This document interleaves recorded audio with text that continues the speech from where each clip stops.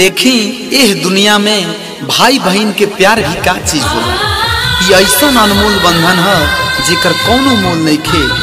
यही रक्षाबंधन में एगो फौजी भाई घर छोड़ के सीमा पर देश के रक्षा खातिर तैनात बड़े और बहन बेचारी राखी दे के कुहका तारी बिलखा तारी और भारत माई से का कहतारी। मिठू मिश्रा के आवाज में आप सभी सुनी।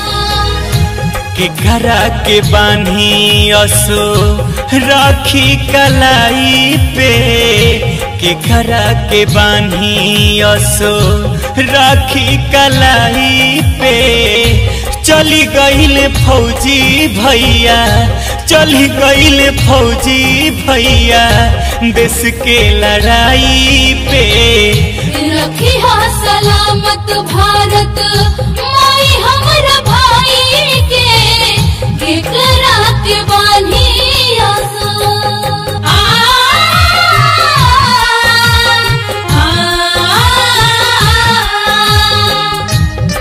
Presents by Amol Music, Mahadev recording studio Siwan.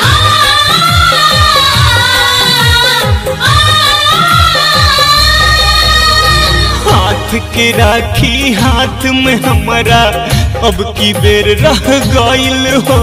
सारा यार मन सुवन के धार में बह गईल हो।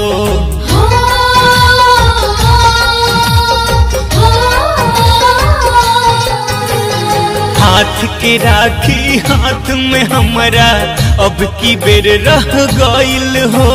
सारा यार मन सुवन के धार में बह गईल हो। बहिनी के प्यार उनका, बहिनी के प्यार उनका लगे पहुँचाई के करा के बान्ही असो राखी कलाई पे।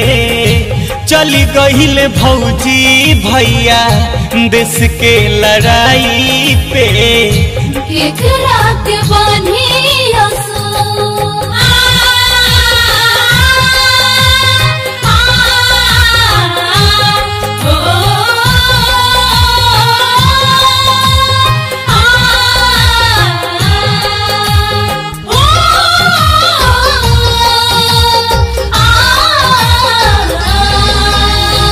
भेज देहम लिफाफा में भर के हम आशीष हो। जुग जुग जियस राजा भैया हमरो लाख बरिस हो।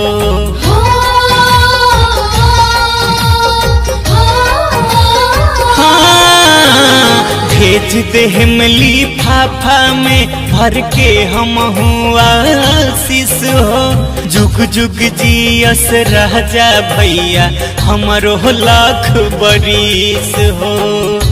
खुश होई है भैया पाके, खुश होई है भैया पाके बहन के बधाई के।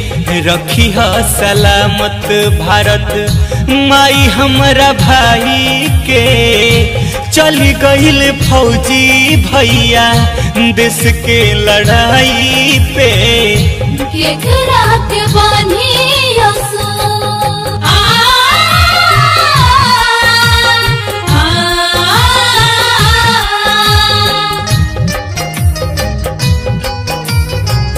Mahadev recording studio Siwan.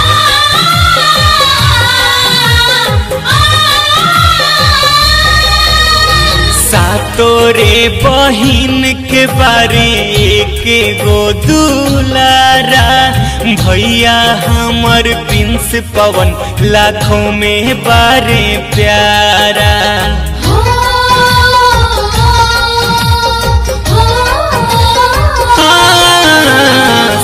तोरे बहिन के बारे एक गो दुलारा भैया हमर प्रिंस पवन लाखों में बारे प्यारा। बाटे हमरा नाज मिठू, बाटे हमरा नाज मिठू उनका वीरताई के। रखी सलामत भारत माई हमारा भाई के। चली गहिले फौजी भैया देश के लड़ाई पे केकरा के